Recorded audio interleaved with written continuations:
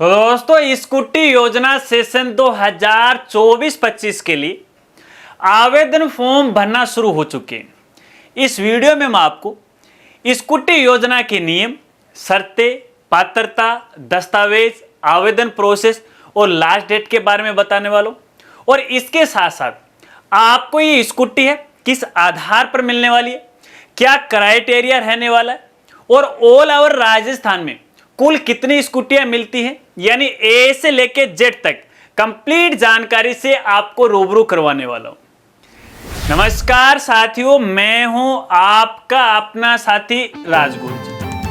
तो दोस्तों स्कॉलरशिप के लास्ट वीडियो में मैंने आपको बताया था कि अपने राजस्थान में कॉलेज लेवल की अलग अलग प्रकार की स्कॉलरशिप के लिए आवेदन फॉर्म बनना शुरू हो चुके हैं सेशन 2024-25 के लिए।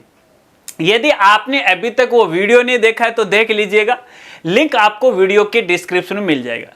और उस वीडियो में मैंने आपको यह भी बताया था कि जितने भी ये स्कॉलरशिप है, सभी स्कॉलरशिप के नियमों के बारे में जानकारी एक एक वीडियो के माध्यम से आपको देने वाला हूं। तो इसी कड़ी में सबसे पहले आपको स्कूटी योजना की जानकारी देने जा रहा हूं।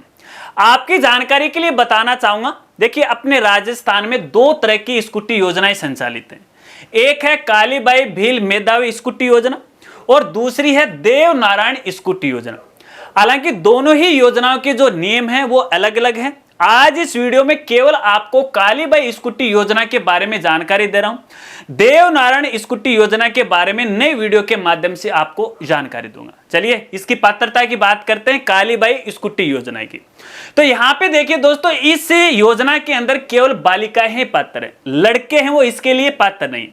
कक्षा 10वीं और कक्षा 12वीं दोनों ही बालिकाएं इसके लिए पात्र हैं, लेकिन कक्षा 10वीं की बालिकाओं के लिए शर्त इतनी सी है, केवल जो एसटी वर्ग की बालिकाएं वो ही कालीबाई स्कूटी योजना के अंदर है आवेदन कर सकती हैं।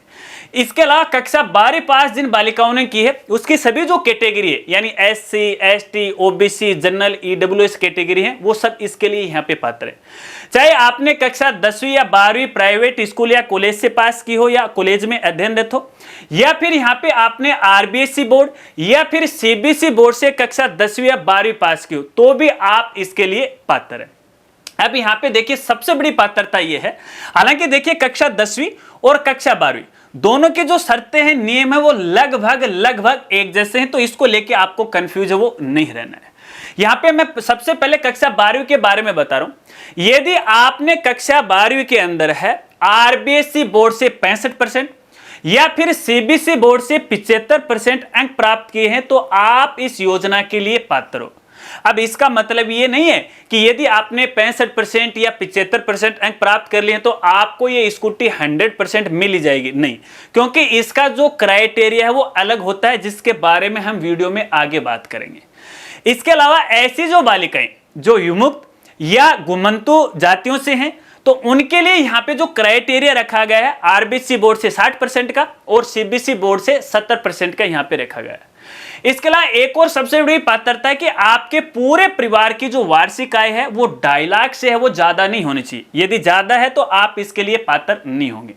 इसके अलावा यहाँ पे एक और शर्त है कि यहाँ पे यदि आपने कक्षा 10वीं या 12वीं है किसी प्राइवेट या गवर्नमेंट स्कूल में रेगुलर रहते अध्ययन किया तो आप इसके लिए पात्र हैं। यदि आपने कक्षा 10वीं या 12वीं प्राइवेट की है और आपके 65 या 75% आ भी चुके हैं तो भी आप इसके लिए पात्र नहीं।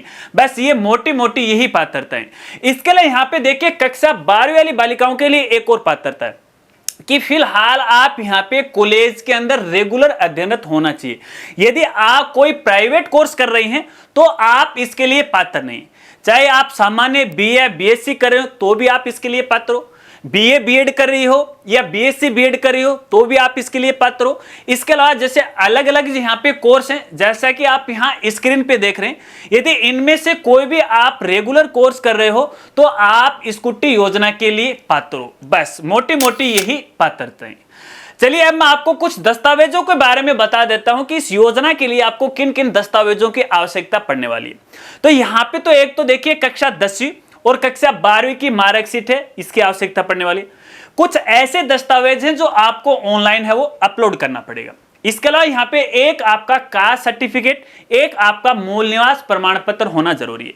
अब यहाँ पे देखिए एससी और एसटी के लिए कास्ट सर्टिफिकेट की जो वैलिडिटी होती है वो लाइफ टाइम होती है, जबकि यहाँ पे देखिए जो ओबीसी है, ईडब्ल्यूएस कैटेगरी है या जनरल कैटेगरी है, उनकी जो वैलिडिटी होती है वो 1 साल के लिए होती है। तो यदि आपका यहाँ पे ओबीसी, जनरल या ईडब्ल्यूएस कैटेगरी से आप हैं और आपके कास्ट सर्टिफिकेट की जो वैलिडिटी 1 साल से ज्यादा हो गई तो आपको नया अपना कास्ट सर्टिफिकेट वो बनाना पड़ेगा। इसके अलावा यहाँ पे देखिए सभी बालिकाओं को मैं कहना चाहूंगा, आपका जो भी कास्ट सर्टिफिकेट है या फिर आपका जो भी मूल निवास प्रमाण पत्र है वो ऑनलाइन ई मित्र के माध्यम से है वो बना होना चाहिए। इसके साथ साथ आपके जन आधार कार्ड के साथ भी लिंक होना चाहिए। अब कुछ बालिकाएं ये कह सकते हैं कि हम अपने मूल निवास या जाति प्रमाण पत्र को जन आधार से कैसे लिंक करवाएं। देखिए कोई अलग से लिंक कराने की कोई प्रक्रिया नहीं रहती इसमें। जब आप अपने जाति प्रमाण पत्र या मूल निवास प्रमाण पत्र के लिए ऑनलाइन आवेदन करोगे ना किसी ई मित्र के माध्यम से, तो उसी समय ई मित्र वाले आपका जो जन आधार नंबर है ना वो उस आवेदन फॉर्म में डालेंगे। जैसे ही वो प्रक्रिया कंप्लीट हो जाएगी, आपका जाति प्रमाण पत्र या मूल निवास प्रमाण पत्र विभाग के द्वारा जारी कर दिया जाएगा, तो वो ऑटोमेटिक है आपके जन आधार के साथ वो लिंक हो जाएगा। क्योंकि अक्सर इस प्रकार की जब भी स्कॉलरशिप के लिए आवेदन किए जाते हैं तो मूल निवास है, जाति प्रमाण पत्र है, इनकम की है, ये सबसे बड़ी यहाँ पे समस्या रहती है। इसके साथ साथ आपके आपके जन आधार के अंदर है आपका जो इनकम है वो भी फुल्ली अपडेट होना चाहिए।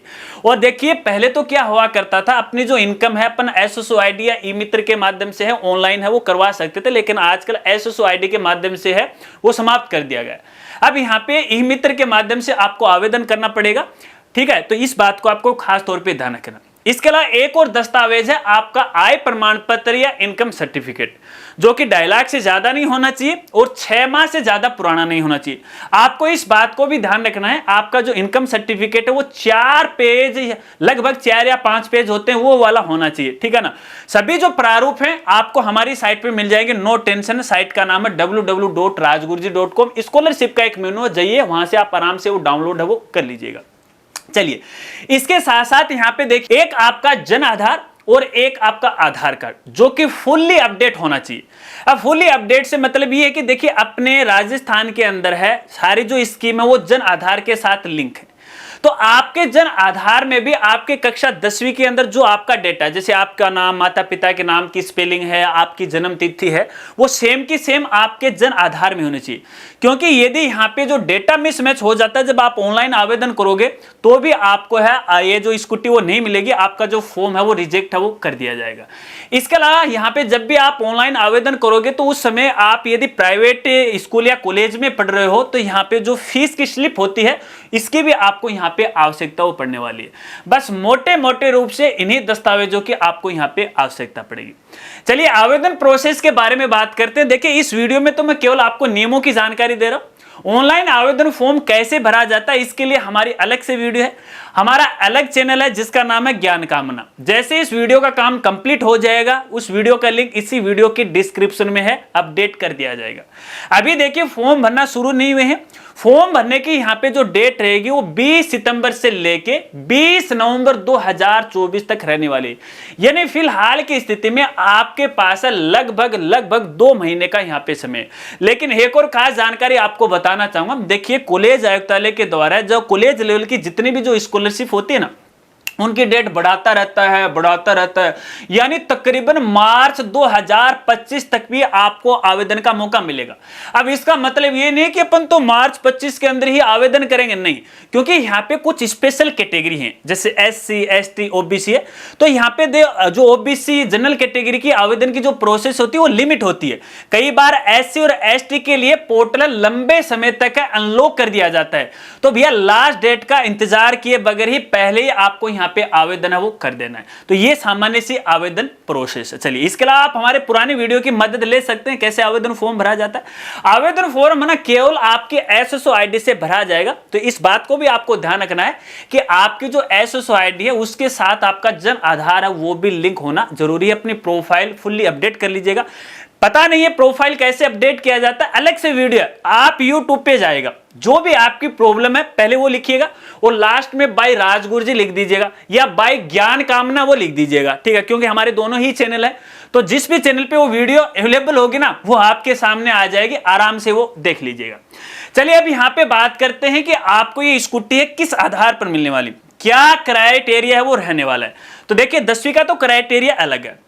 यहां पे यदि मैं कक्षा 12वीं की बात करूं तो जो अलग अलग संकायें जैसे आर्ट्स कॉमर्स सबके लिए अलग अलग है। तो यहां पे देखिए साइंस वालों के लिए जितनी भी टोटल जो स्कूटियां मिलती हैं उनमें 40% का हिस्सा रहता है, ठीक है ना। इसके बाद आर्ट्स के लिए 55% का हिस्सा रहता है, कॉमर्स वालों के लिए 5% का हिस्सा रहता है। जो वरिष्ठ उपाध्याय हैं जो कक्षा 12वीं संस्कृत से पास किए उनके लिए यहां पे केवल 7 स्कूटी संभाग लेवल पे, ठीक है ना। अब यहां पे टोटल स्कूटी कितनी मिलती है वो आपको बता देता हूं, तभी तो आपको एक क्राइटेरिया हो मिलेगा। फिलहाल का जो मैं डेटा आपको बता रहा हूं वो वर्ष 2022-23 के आधार पर बता रहा हूं, क्योंकि देखिए 2022-23 के अंदर विभाग के द्वारा टोटल स्कूटियों की संख्या में वृद्धि की गई थी, उसके बाद इसमें किसी प्रकार का कोई परिवर्तन नहीं है। तो उस आधार पे मैं आपको ये डेटा बता रहा हूं और समय समय के साथ स्कूटियों की संख्या कम ज्यादा वो की जाती है। वैसे तो देखिए यहाँ पे टोटल जो स्कूटी मिलने वाली है ऑल ओवर राजस्थान में सभी कैटेगरी की जो बालिकाएं उनके लिए कुल 20,000 स्कूटियां रखी गई। हालांकि पहले ये 10,000 के लगभग वो हुआ करती थी। तो कैटेगरी वाइज भी यहाँ पे अलग अलग है। एक यहाँ पे देखिए जो सभी वर्ग की कैटेगरी है जैसे ओबीसी कैटेगरी की जो बालिकाएं उनके लिए 2,775 स्कूटियां रखी गई, एससी वालों के लिए 1,642 है, एसटी वालों के लिए कक्षा 10वीं के लिए 1,642 है और कक्षा 12वीं वालों के लिए 8,210 है, ठीक है। इसके अलावा ईडब्ल्यूएस कैटेगरी वालों के लिए 985 है और इसके अलावा यहाँ पे देखिए माइनॉरिटी ग्रुप से जो अल्पसंख्यक से हैं, कोई मुस्लिम समुदाय से है, कोई सिख से है, कोई ईसाई से है, इन सब के लिए यहाँ पे 1232 स्कूटियां रखी गई। इसके अलावा जो घुमंतु या विमुक्त जाति से हैं तो ऐसी बालिकाओं के लिए 2463 स्कूटियां रखी गई। कुल मिला के बात यह है कि 20,000 स्कूटियां आपको यहां पे मिलने वाली है। अब जैसे कि दोस्तों मैंने वीडियो की शुरुआत में आपको बताया 65% है, 75% है, इन बालिकाओं के लिए ये स्कूटी मिलती है, हालांकि वो इसके लिए पात्र है। लेकिन ये केवल एक पात्रता बताई गई है, इसका मतलब ये नहीं है कि कक्षा 12वीं या 10वीं के अंदर आपको 65% या 75% आ जाते हैं तो आपको मिल ही जाएगी, नहीं, फिर भी नहीं मिलती है। क्योंकि आपको पता है कि इस साल जो रिजल्ट जारी हुआ है बोर्ड का, चाहे 10वीं का हो या 12वीं का हो 2024 वाला, भैया उसमें बच्चों ने बाजी मार रखी है। 90% से तो बहुत ही कम बालक बालिकाओं के नंबर आपको मिलेंगे, नंबर तो भरे पड़े हैं। और स्कूटियां कितनी है? मात्र 20,000। ऑल ओवर राजस्थान में 20,000 स्कूटियों को वितरित करना है, लेकिन सबको थोड़े मिलेंगे, लाखों में बच्चे स्कूटी देनी 20,000। तो यहां पे देखिए फिर भी विभाग के द्वारा है एक मेरिट है वो रखी जाएगी। और ये जो मेरिट है ना कैटेगरी वाइज भी रखी जाती है, जिले वाइज भी रखी जाती है, इसके बाद प्राइवेट स्कूल के आधार पर भी रखी जाती है। जो बालिकाएं गवर्नमेंट स्कूल से कक्षा 10वीं या 12वीं पास की हैं तो कैटेगरी वाइज उनका 50% का हिस्सा रहता है। मान लेते हैं जैसे एसटी वर्ग की 1000 स्कूटियां, ठीक है ना, तो इन सभी मान लेते हैं ओवरऑल जो जितनी भी ये कैटेगरी सबकी 1000 स्कूटियां, 20,000 को छोड़ो आप, इन 1000 स्कूटियों के अंदर है जो बालिकाएं सभी कैटेगरी से गवर्नमेंट स्कूल में पढ़ रही हैं तो उनकी यहां पे है 500 स्कूटियां तो बुक हो गई। बाकी जो 50% बचती हैं उनमें निजी स्कूलें आते हैं और जिन्होंने सीबीएसई बोर्ड से किए 25% का ये हिस्सा वो बढ़ जाता है। तो इस तरह से है ये जो स्कूटी है अलग अलग क्राइटेरिया के हिसाब से है बट जाती हैं।